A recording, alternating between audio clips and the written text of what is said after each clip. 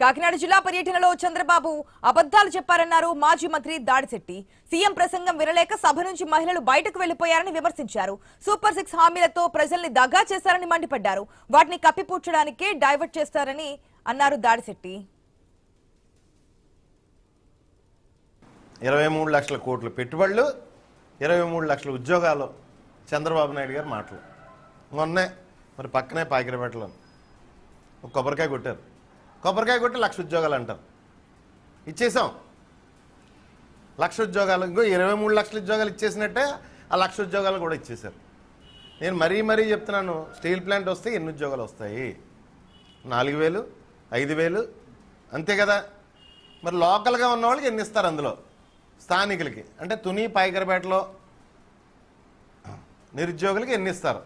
ఎన్ని ఉద్యోగాలు ఇస్తారు? లేకపోతే జిందాలో సొంత స్టేట్ నుంచి ఎంతమంది తెచ్చుకుంటారు? 1,00,000 ఇచ్చేసాను, 23 లక్షల ఉద్యోగాలు ఇచ్చేసాను.